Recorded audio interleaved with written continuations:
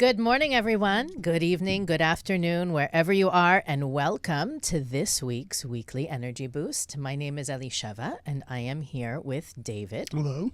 And we are so excited to share with you this morning the spiritual 7-day forecast for the coming 7 days. I don't know, my phone seems to be very noisy for some reason. It's not scary to hear your voice from your phone at all. We do this every Monday. And when I say do this, what do I mean? We get onto Facebook. We are on Facebook. We are also on YouTube, Instagram, iTunes, Spotify, iHeartRadio, Google Play, Castbox, and Stitcher. And what we do is we share with you the most powerful, most practical, most relevant wisdom and tools to help you navigate not only the coming week, but our goal is also to give you wisdom and understanding and an approach that you can take into your daily life.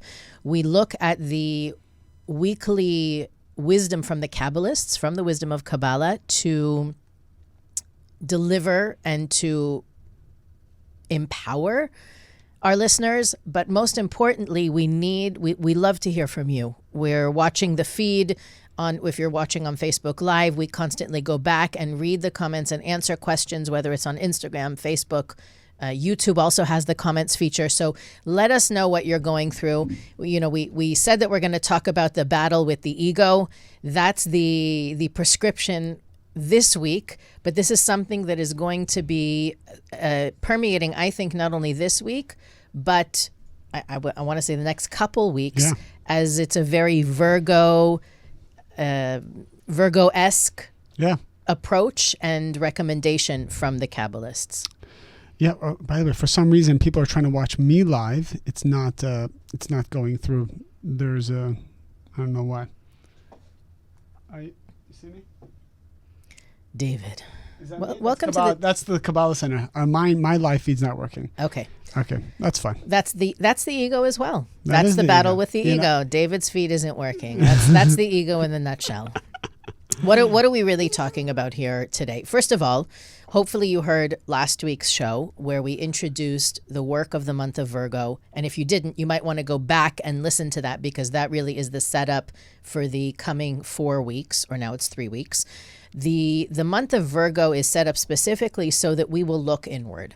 Right. And we talked about forgiving ourselves last week. This week, we're talking about being able to identify where our Achilles heel is when it comes to the spiritual work, the internal growth and transformation process, and coming up with a strategy. I think that that's really one of the keys that this week is helping us to we've done a lot of reflection, hopefully, in the last week. This week, our reflection needs to come with a proactive slant. Not just what do I need to fix, but how am I going to prevent it for the future? What do I need to look out for the future?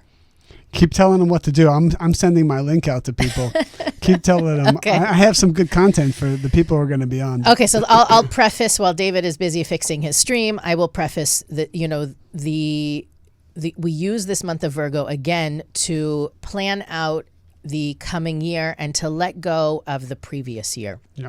So the Zohar teaches us, the Zohar tells us this week, that the main force that's preventing us from achieving our greatness, from total fulfillment, from unending happiness and pleasure, as David likes to use the word pleasure, unending pleasure, is this force called the ego, is this force called the opponent. And I think in pop culture, sometimes people think the ego is the opposite of the id. Sometimes people think that ego is arrogance, self-aggrandizement. I don't know, call it what you want, self-centeredness. According to Kabbalah, the ego is anything that separates us from our true essence, from our soul, from the light force of the Creator.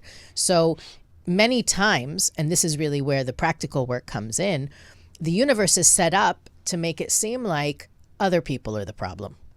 The economy is the problem. The government is the problem. The state is the problem. The IRS is the problem. My neighbors are the problem. Global warming is the problem. There may be very valid problems out there that are causing life to appear this way or that. I can only be responsible for me working on myself and how I fit into the solution and not the problem. How's your stream doing? Oh, it's good. I just sent people to your stream, actually. Lovely. So, So that's why it's over. Now it's my all stream good. overfloweth. That's how it works, by the way. When you're that connected, all of a sudden what belongs to everyone also just comes to you. Absolutely. Absolutely. So, David, I was just sharing with everybody while you were doing something else, how this week is going to help us or encourage us to focus on what's wrong with others, the battle outside. Correct. When in truth, the real work is on the inside. And we talked about this on the way over here, actually, and I have my notes here. So some of the points that we want to talk about, the whole idea of the ego, we tried to summarize it because everybody has a different definition of the ego, and it seems like it's so played out already. But the bottom line is whenever I think, it's my need to control the outside world that is going to bring me that which I want. And what I believe Kabbalah has done so powerfully for us is to realize that the entire world, the entire universe exists within us. And as long as I can, within myself, my consciousness, my thoughts, words, and actions, make sure that it is on the same frequency as that of the light of the Creator and all the attributes of the Creator, which we learn in Kabbalah, which is the transformation of our negativity and everything you just mentioned. As long as I can make sure that within me I am in complete control, then the outside reality must follow like a shadow what's going on inside of me. And it's so overwhelming to think how much I need to do to try to control 7 billion people. And each one by one. They just don't listen. They just, 7 billion people, how do I get them all to like me? They just don't understand English. How do I get them to like me and not hate me? How do I get people to give me money? How do I get people to give me respect? How do I get everyone just to listen to me and make my life comfortable? It's very exhausting and it's draining, and it's going to lead a person to a panic attack if they think that that's the way they need to live their life. The way to have complete control of this world, and this is what it means. Now we sound like Pinky and the Brain. Yeah. The way to have complete control. The way we're going to dominate the world, we're going to be a global world power now is, listen up, David's going to share a secret. The way that you can have complete control of the world is to have complete control over your doubts, your fears, your stress, your anxiety, all the internal stuff. That's the starting point. That's the start of all spirituality, to realize that everything you see is like a movie that's being projected on a screen by your consciousness, by what's going on inside of you. And the type of tests that we all go through are so crazy and so uniquely pushing our buttons. We cannot let those tests distract us from the main goal. So many distractions. The main goal is, how do I think, talk, and act like the Creator? The Creator. Elisheva. I am totally speechless. That was definitely, I would vote for you for president. Okay. The challenge that you will see this week in basically exactly what David was saying is that everything needs fixing on the outside.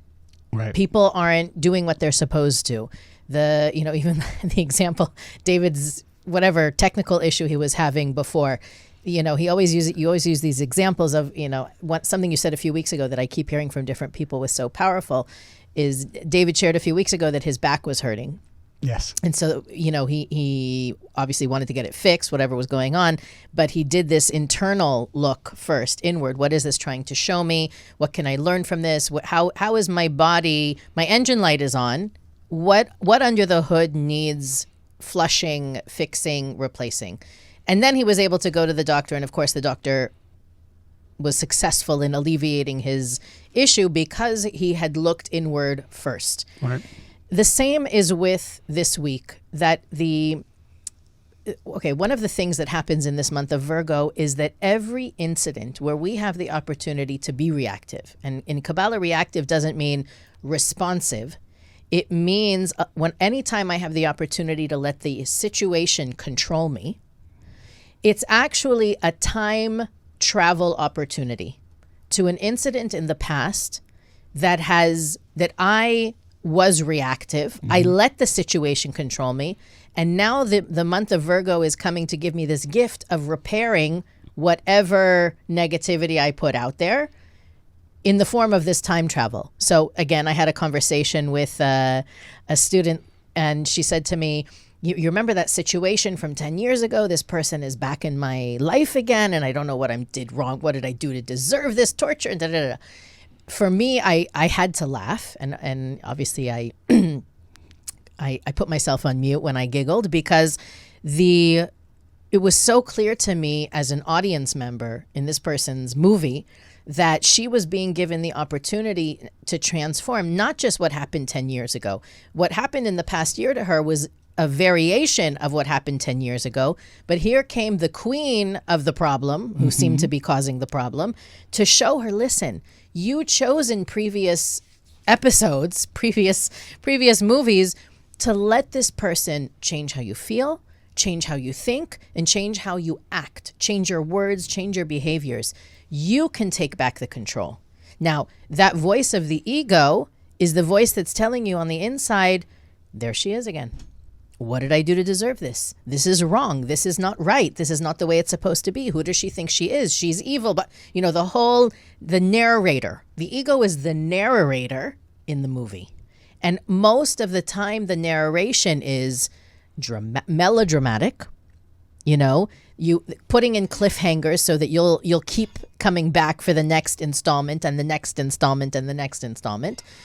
We want to talk this week about how to intercept the broadcast of that narrator and replace it with a optimistic, benign voice of appreciation, gratitude, and recognition of the power you have within. And here's a powerful secret about Virgo, the 30 days of Virgo, and the 10 days after, which we say is the 10 days that helps control our destiny, that starts with the powerful, the window of time called Rosh Hashanah that is valid for every person in this world, non-religious, that in Virgo, we have the power, because it's the seed of those 10 days, these 30 days, we have the power to change our belief systems, our consciousness, our desires.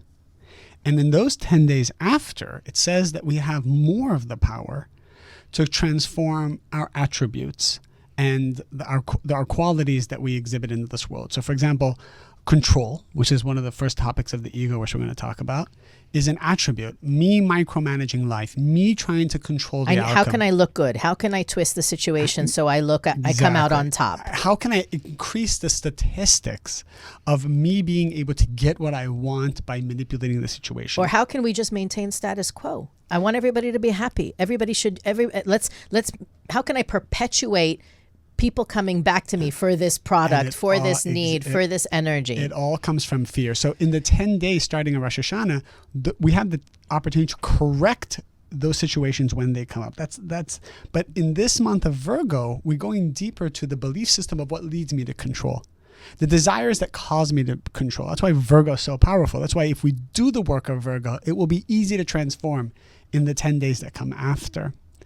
And one of the tools that we can use in this month, people ask, how do I do it? How do I stop controlling the reality? How do I stop reacting?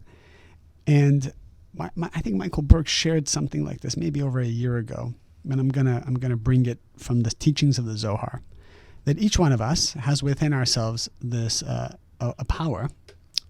It's called Koach HaOmed. I don't know how that translates. The power that stands.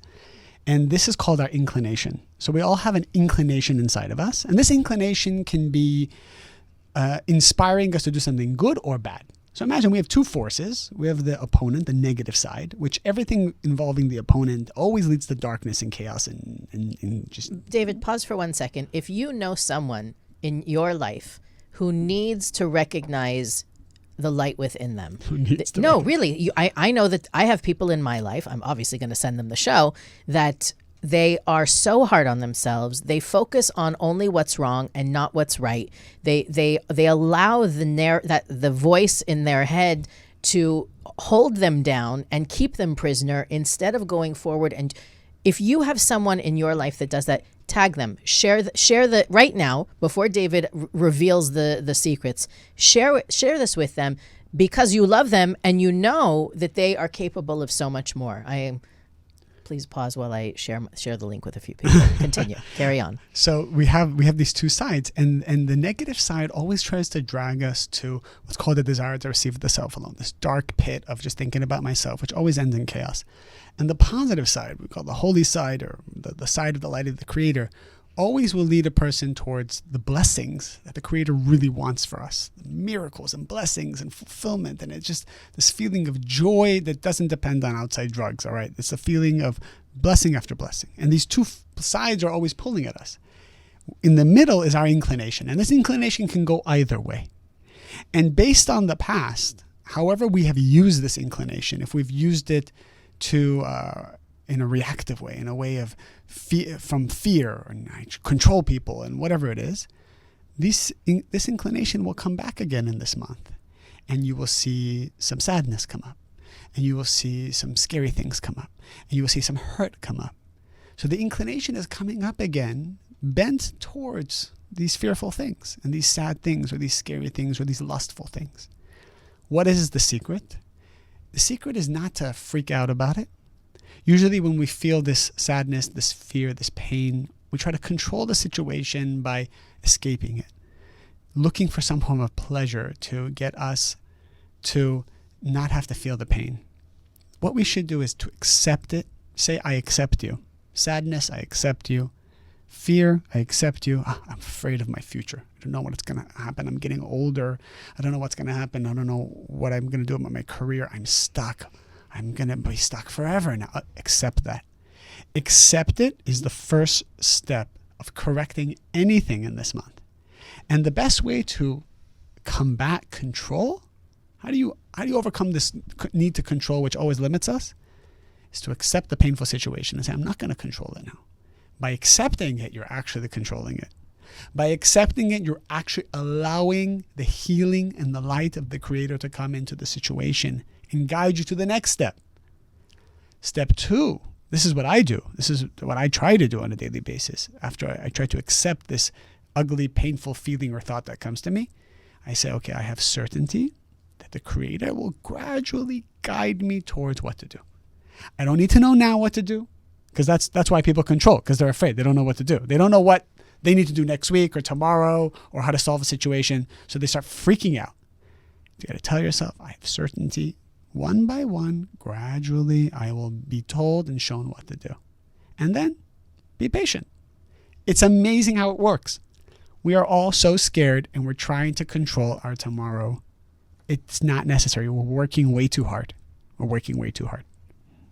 Okay, I posed a question in the feed, and we're getting some really cool answers. Tell me.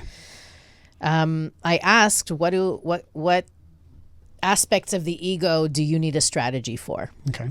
So the first one we got, and I'm going to tell you what it is, but then I'm going to generalize it a little bit.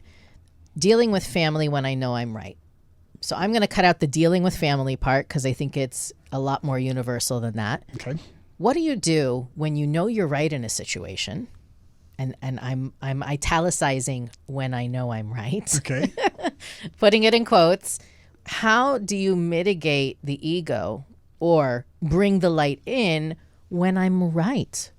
I'm right. I know, and it may be because I know from experience. It may be I know because this is my professional area of expertise. It may be because I am the one who knows what I need. How do you mitigate your ego when you, or I would say preempt, when you know that that's your issue? I know I'm right. So I would say I don't care about being right or not being right. I just want the pleasurable outcome. We in our mind falsely believe that. And by the way, if you need, please feel free to continue to comment. Where do you need help strategizing, to intercept your ego? Absolutely, and feel free to question if you don't understand something we're saying. We believe as a society that by being right, We're winning. That will, we're winning, and that's going to lead to pleasure. Winning at the game of life has nothing to do with being right. I'll tell you from personal experience with students, thousands and thousands of students, Elisheva and I have met, that there is no correlation to being right and being happy. The opposite. Right. The opposite. Oh, it's definitely the opposite. But definitely there's no let me first break the false belief system before we add a new one. There is no correlation. Being right leads to happiness, control, or some pleasurable outcome. But our opponent tells us, if I am right, because the king is right? It's like the king. If I am right and everyone thinks I am right, they will bow to me like the king. And the king has control, and the king has power, and everybody serves the king. So this is a belief system, I don't know, maybe from thousands of years ago. That we have Evolution. Evolution is implanted in our brain. Actually, being wrong, the reason why being wrong brings more miracles is because when you're wrong and you failed, your ego is broken. You actually, and the light comes in, and the soul starts to become awakened. That's why people who are wrong and acknowledge they're wrong and can go through failure with excitement, right? You just lost something. You lost a deal, you lost a business, you lost a relationship, you lost an opportunity, you lost a meeting, you lost something to someone. Okay, as soon as you embrace it, your ego is shattered. That part of you that tries to control life, you feel like you're out of control. The creator comes in, the light comes in, the miracles come in, as long as you're not depressed. If your ego gets shattered and you get depressed, you lose double. Okay, can I keep on hitting you with these? I'm so excited. Right. We have such juicy stuff. So guys, let's stop being right. In fact, let's look for opportunities of how we can be wrong. You'll see more. You'll see more miracles. It's true. If you look for those opportunities, you will see a direct correlation between being wrong and being happy. That's correct. There's an inverse connection with the two. Okay, so this is awesome. We have a bunch of people who are looking for help with patience or lack thereof. Okay. How, if your opponent is impatient, actually, I have an email in my inbox about exactly this thing. Help me answer it right now. You want it, and you want it now. People are slow, lazy, inept, incapable. I want to be married now. I want to be rich now. I want to be validated now. I have no time for this nonsense. What do you tell me? What I would say, there's many ways to answer this question. I'm just going to answer one way that comes to my mind. Be a channel. Whenever I experienced a part of my own life where I had the opposite of those things, whether it was being broke, being, not married, not having some kind of accomplishment I felt I should have, I'm trying to think back. What did I use in the last time this happened? I know what it was. In Kabbalah, we learn whatever you feel inside you is what you attract. So if you feel you don't have something, you just keep attracting that reality. So it's a vicious cycle. If I feel I'm lonely, I keep attracting this reality called loneliness. If I feel I'm poor or I'm not financially stable, I keep attracting debt. So I remember walking down the streets of New York City. I don't know what it was, if it was broke or what it was. And I said to myself, I'm not broke. I own every building in Manhattan. I remember looking at, I said, this building is mine. And that building is mine. I remember doing that. I said, this building. Ghiyam Tower. Yes. It said Ghiyam Tower. I said, this is all mine. I own it. The bank doesn't know that yet. But I own all of these buildings, and they all pay rent to me. And now I'm going to go live my life as I own all these buildings. And I remember the minute I started thinking that way, everything started to change. A new reality came about. The problem is everyone approaches business or approaches relationships from a place of lack. You go on a date already thinking of what it would be like to be married to this person. This is a very lack way of doing stuff. And the energy just reverberates. It's a stinky energy. It's very stinky. It's very stinky every time you're thinking about that, you want that promotion. What do you mean you want that promotion? You have that promotion. I am the boss already. Well, I'm going to give a promotion to myself. I am the boss. I am the boss. The minute you start to feel this holistic energy, while simultaneously working hard. So you need both. Right. Because there's the conundrum. Some people think, well, if I have everything, well, then I don't need to do anything. I'm the boss. I'm not going to even go into work today. You can't do that. Internally, I have everything. Externally, you need to work like you have nothing. Because if I'm already married with kids, well, I'm not going to go out on a date, am I? Right. And this is a great segue to This is why people like married men and women. It's more attractive when they see the ring. Oh, I'm about to take off my ring. Why would you take it off? Be that person. Put 2 rings on. Well, no. So there's another one that's being asked about here in different ways and forms. It's how not to be let down by people, or how not to have too high expectations. And that, to me, first of all, it's one that I know I struggled with when I started studying Kabbalah. And I know a lot of people that are dealing with it. And this brings us back to one of those fundamental Kabbalah 1 concepts that we, almost every single show we do rests itself on one of these 10 fundamental principles. And this week's show is based upon the one that says we're here to be the cause and not the effect. Right. We are here to be the creator of our reality, not the reactor of our reality. And so when you're in a relationship with someone, and when I say relationship, it can be a marriage, you can be living with someone, you can be working with them, they can be the cashier at Trader Joe's, okay? You have the choice in that relationship if you're going to be the cause or you're going to be the effect, right? I can go in, even though at the supermarket, the cashier, the employee at the supermarket is there providing me a service, Yep. I can still be the giver. I can still be the initiator. I can still walk in that supermarket and reveal light. So when I'm looking at the comments, some people are just so hysterical. Yes. So in that moment that my partner comes home from work later than I do, and I'm waiting at the door for them to fill me with some kind of energy, I am writing myself a recipe, a prescription for disappointment, not because we shouldn't share energy with each other, but because the moment I have an expectation, I become the effect and not the cause. Yes.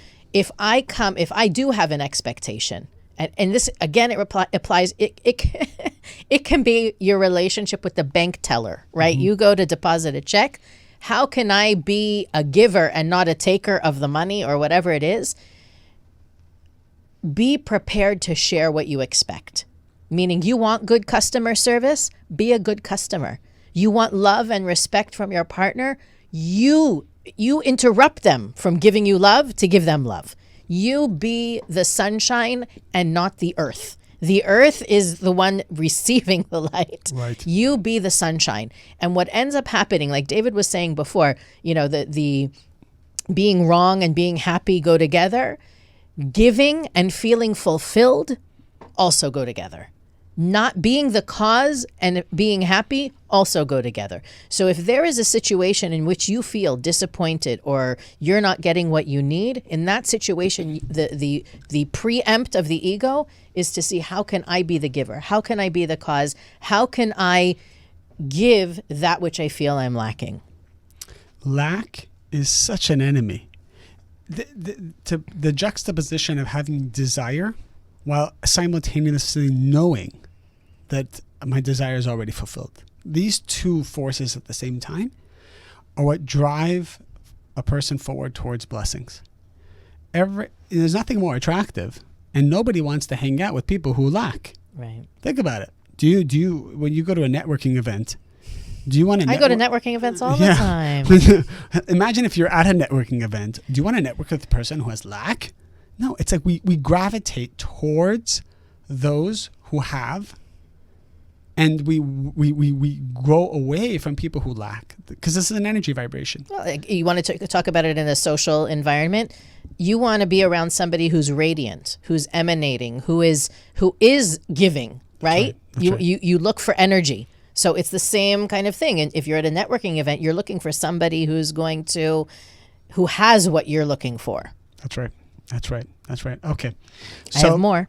Keep going. Okay. Going, yeah. Need for recognition. What about it? Your ego wants the recognition, the acknowledgement, the validation, the relevance. How do you preempt that ego from even walking into the room in a scenario? You're looking for new clients. You're looking for a job. You're looking for a partner. You're looking for, a new place to get your nails done. How do you not have it be based on recognition and validation? All right, so this is very good. A belief system that I've learned being part of the Kabbalah Center that's been ingrained in both of us, I believe, is every time I get recognition for something. And it's okay if somebody says something, but as soon as I let it in and I say, oh, yes, I let that recognition in, I believe I lose something else on the outside. So what actually happens, and I've seen this for a fact, is that when I need someone to validate me or to recognize me for something, or I want somebody to know that I did something, the minute I do something to get somebody to know, I've already lost the entire blessing of that thing. The only way something can be alive and work for you and bring blessing is when it's concealed. Now, if it becomes revealed on its own, that's fine. But every time you do something to make it be known, that's a problem. You actually cause its energy to dissipate immediately. So the game that we're playing on a daily basis is, how can I create this vibration of energy out to the world? And how can I be the cause of it? And every time I do something to get someone to know of something I did, or acknowledge me for something, or you tell someone, don't you know what I just did? Do you know I just accomplished this? Every time you're doing it because you need it, you squash its power. The power of it dissipates. It goes away. Now, what about a resume? You know, sometimes we go on shows and whatever, and they say, oh, tell us your resume, your accomplishments. So what's your bio? Yeah, what's your bio? We don't send a bio over that says, some guy looking to talk about something. When we talk about our accomplishments. Handsome. He's a handsome fellow. Great face for radio. Yes. Accomplishments. We tell people, okay, we've done this. This is our background. This is whatever. The intention, it's very important. What should my intention be? Sometimes I have to send a bio because what do I know? I know that if I go on some random show with an audience who's never heard of me, if I want to share and I want them to receive, I know that if they know about our accomplishments, they will have an easier time to listen and to receive, versus me wanting them to know so they can like me. Very subtle.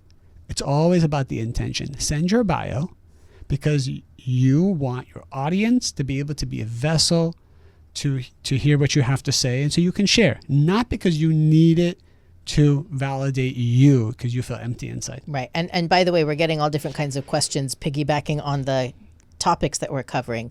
If you go to a networking event and you don't have a job, you don't have That's a good one. Anything to promote, what do you have to give? This is great. And you got to go to a networking event and you have to say, I am the wealthiest person here. I tell you something, I am the wealthiest person here. I don't need anybody's business. I can give everybody opportunity in business. And again, that's being the cause. It's a recurring theme. Be the cause. Be a giver. Give your energy. Give your recognize and acknowledge them. Not in a brown nosing way, but in a way that's genuinely validating what you would be able to contribute in that situation. Right. I've been to so many events, parties, events, networking. Nobody knows who I am. Not that I'm somebody. I'm saying nobody even knows who I am. Like, what am I doing here? And I can't go around shaking people's hands and saying, "Hi, I'm with Elisheva on the Weekly Energy Boost." And I hope that you do that. No, I don't do that. I don't hand people my resume. I don't say my first and last name. Instead, you go to the room, you feel uncomfortable, and you just talk to the Creator, talk to yourself, talk to your soul, and say, I am the most powerful person in this room. And not from an ego point, yeah. Because you can use that same strategy. You can be at a wedding, you could be at a party, you could be at the mall, and you can still walk in with the energy of, how can I give? How can I elevate this place and have it be better than it was before I walked in here? Right, that's right. If you have power, you're a giver. Powerful people. How do you know you're powerful? You're giving. How do you know you're weak? You're looking to take. So every time people want to get married, right? I want to get it. Give it to me because I'm weak. I need to get this thing called marriage because I'm weak. So the seed level of the whole thing is wrong. I need to get, I need to have, I need to receive because I don't have, because I'm weak, because of this, that, and the other thing. This consciousness just puts out a stinky vibration. Okay, I have another one. Ready? Criticism. You do not want to be criticized. You do not want to be found out. You do not want to be called on your stuff. This is a lifestyle of hiding behind teams, projects. What can you, how can we if your ego doesn't want you to receive criticism, what can you do to counter that? So this leads back to another belief system, which is to learn to love criticism, to learn to love all the bad things that people have to say about you without taking it personally. So we need to all create a system of how we can hear this information without letting it depress us. To be able to, right? To make it a mission that you are open to whatever the world wants to tell you, and you are not going to take it personally, and you're going to know that it is just coming from love. It's a kisses of love to help you grow. And to actually listen and feel the pain of what everybody wants to say and has to say. That's not easy, and I'm not saying I do it right, but it's the ultimate place we all need to strive for. Right. When we miss out on the criticism, we just delay our process. Because what is criticism? Criticism is the creator trying to tell you some nugget, like the fastest way for you to get what you want. But it comes in a package that's bitter, because when you eat an orange, if you just bite it with the peel, it's very bitter. You have to unpeel the orange and then have the fruit. I think it's actually the verb is peel. You have to peel the orange, not unpeel it. Wow, you're right. I'm wrong. You heard it here first on the Weekly Energy I'm Boost. wrong. We caught David in a error. I'm wrong. Wow. See, look at that. That is a perfect example. I'm wrong on live national whatever radio. this is. Whatever this is. Whatever this is. But that's a perfect example, That is right? an example. You know what? The ego's tendency is to defend, to correct, to answer. Let it in. It's so powerful. By the way, it's so powerful being wrong, because once you're wrong, I just hear the money going into my bank account. I wanted to tell that story. There's a story. I think I just got a notification from PayPal. Somebody just PayPal'd me money. There is a fabulous I had the story. cha-ching sound. Okay, that's Square Cash. There is a powerful story that the Kabbalists share to illustrate this. It's about a guy who, and again, I'm going to hack up the details because the end of the story is more important than the beginning of the story. Okay. But basically, the king needs to go on some trip, and so he brings this guy to be the vice king over the kingdom while he's away. And while he's away, there's some terrible plundering and pillaging that goes on, and he gets, eventually the king comes back, he gets penalized for the plunder, and the king is away. I knew I was going to hack it up. The king is away. His cronies blame him for the pillaging and plundering, and they sentence him to 5 lashings, right? The king comes back, and here's what the cronies, his advisors, did to his friend, the vice king. And he says, "This is terrible. I'm going to give you 1,000 gold coins for every lashing you received." Mm-hmm. So he comes home to his wife, and he's crying. And he tells her the story, and she says, "That's amazing. You know, you got 5,000 gold coins. Why are you crying?" Mm. And he said, "I wish I got 10." Mm. And the Kabbalists tell that story because in the moment that you're receiving the criticism, you don't hear the coins falling into the bank. That's right. You need to know that with every criticism, with every David, it's peel and not unpeel. You should remind me every show. Every show we're going to talk about. This is going to be called the Unpeel Show. Every time somebody has a lashing for you, it's literally money in the bank. You are cashing in on something much more valuable than your ego remaining intact in that moment. One of the comments we just got is, if I feel fulfilled and I feel like I have everything, won't that extinguish? Is that the right word? Your fire to do. Your fire to do. You know what's funny is the next one on my list was laziness. So this is a perfect Very good. cap last one we'll do before we end the show. And the way I would answer that is, when you start going to the gym and you start working out, you start feeling great about yourself. Notice how now everything you do, you want to do better. You want to eat better. I don't relate to this example. I tell you this every time. You got to give 2. You got to give 2 examples because the gym don't work for me, honey. Whenever you start doing something positive for your health, you want to do everything positive for your health. Okay, that I get. Okay. Now, that's interesting because you would think, now that I feel good about my diet, I can not sleep well. Or now that I feel good about my diet, right. I don't care to even go to Now that I'm drinking 8 glasses of water, I can smoke a pack of cigarettes. Now, there are some people, when they go to the gym, they say, well, I go to the gym, I can eat nonsense, right? Because I'll just go to the gym and I'll just burn it. That's different. That's just wrong.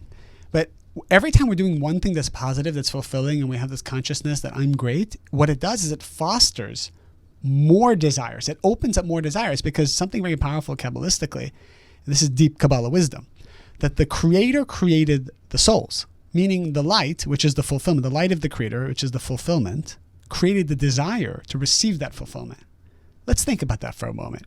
Every time I feel I'm the light, what the light does is it creates new desires. People think once I'm fulfilled with the light, that I'm just going to fall over and die. I'm done. I'm retiring. Mic drop. And it's not true. You know, when people feel the lack of passion to do anything, it's not when they feel they're the light. It's when they connect to instant gratification. That's when you're looking for relief. Exactly. That when you're looking for instant relief, then you just want to roll over and die. So, for example, when a person does drugs, the next day they just want to die. They just want to like hide under the covers. They feel the migraine, the drain the next day. That's different. When a person breaks a fear, they have a passion now. They have 1,000 more desires. When a person runs a marathon and overcomes a giant hurdle, they don't say, okay, I'm done. I never want to do anything again. They want to go for the next thing and the next thing. So every time we have the consciousness of greatness, with humility, not greatness, I'm better than you greatness of I am great. I have a ring on my finger. I am a great, not even a great candidate. I am already married. I am all these great things. It creates new desires and new passions and new energy that move you forward, as opposed to making you feel like you want to retire. Right. The mentality of I just want to get it over with, or I just want to get by, that's not a desire. Yeah. That's a lack of desire. Right. I have a desire to not. Yes. Is what that is. That's right. So it's important also to look at that. If that's part of your mentality, you know, I remember I probably was in high school already studying Kabbalah, and I had this revelation of, great, I'm going to do well in high school so I can go to a good college, so I can get a good job, so I can retire, so that I can, what? Like that I was, exactly. There was. So one day I can be comfortable. Right. One day. Right? One day, a good 60 years from where I was standing at that point. And I remember I freaked my parents out with that question. Like, they're like, oh, we want you to go to a good college. Okay. Don't freak out on us. But that idea that most of our programming is to get it over with. Yeah. And that is the opposite of what we were created to do. We are not here to work hard for 5 minutes and then rest for the other 23 hours and 55 minutes. If you're doing something uncomfortable now because you know that one day you'll be comfortable, you're doing the wrong thing. Anyone who's looking to be comfortable one day, it's totally reactive. By the way, that's something that I see articles on all the time now, is that weren't we talking about the blue zones? Yes. Was it what I was talking about? Yes. The blue zones are these areas in the world where people have long lives, longer than the typical lifespan. Right. And there's all these studies done on it. Now, one of the things that they have in common, or one of the many common things that they have, is people have a life purpose, whether it's a career or charitable or something community-based, but they're not doing it to get it over with and then be comfortable. It is part of who they are. That's right. And I think that's just an affirmation. You're not looking, when you're looking to get something over with, you can get it over with and you may be able to rest afterwards, but that's not really what you're looking for. People who are working, truly doing the right work, they feel comfortable all the time. Even though they're working hard, how do you know you're doing the right work? Is when you feel comfortable as you're doing this hard, strenuous work. Right. The effort that you're making is good effort. It's not the effort that you wish would just get over with. Exactly. So that's very good. So this week, what's going to come up for people are the limiting belief systems and the limited ego that we call it. Right. Number one being control. There are many. One branch of it is control. And we talked about many. Laziness, control, recognition, expectation, criticism, laziness. If you jumped into the stream late, go back to the beginning and listen to it afterwards, because there's a lot of good. I'm sure we hit something for everyone here in today's show. That's right. Any final words you want to say before to give them for this week? Well, yeah, I think that the underlying theme, if we didn't emphasize it enough, is it is one thing to be able, and I think that's what a lot of this show hopefully did for everyone, is to have us be reflective and know, okay, the next time somebody criticizes me, I'm going to let it in. The next time I feel like I'm coming with an expectation, I'm going to see how I can become a giver or be the cause. This week is really demanding us to figure it out more than anything. I would be less worried about letting the criticism in and more busy at looking at where I'm avoiding the criticism. Meaning understanding my opponent and the way that it works is what this week is all about. And that's going to have you be more successful. It's, we talked about not firefighting. This is the week to look for the flammable fabrics and products in your life so that they don't have to catch fire again. And through, if you are not familiar with the stuff that we're talking about, I cannot recommend enough that you start the Kabbalah 1 course, Kabbalah1.com. This is the week to strategize, and that course is full of those strategies. Yeah. Stop trying to get married. Stop trying to take married, right? Get a job. Suck it. I want to suck this energy, right? Trying to take a job. Right. And I'll finish on this. I remember speaking to somebody who said, well, why can't I just find the right person? And I said, just be the light. Just be this energy where everyone is pounding on your door. Pounding on your door saying, how can I have a minute of your time? How can I have a date with you, a moment? Even if you'll never want to be with me again, can I just have a moment with your energy? Be the energy. And you have to be it all the time, everywhere, when people are looking, not looking. And to be the energy means when the fears, when the need to control, when the need for some instant pleasure comes up, you pause, you accept the pain, you go through the pain. Every time you go through pain, you create energy. Every time. Every time you avoid pain, you create this like halo of dark energy, stinky, dark, rotten, carcassy energy. On that fancy, stinky, carcassy note, you can find us on Facebook, Instagram, YouTube, and those are the everywhere but Kabbalah.com. Yes, we're not sore losers at all. If our editors can hear us now, you can find us everywhere but our own station. But with that said, you can also find us on iTunes, which is a heck of a lot more popular than our page anyway. Yes. iTunes, Spotify, iHeartRadio, Google Play, Castbox, and Stitcher. We want to hear from you. If you don't want your comments and questions to be public, email us at energyboost@kabbalah.com. How do we know you're with us? You're sharing the show. More people are joining every week.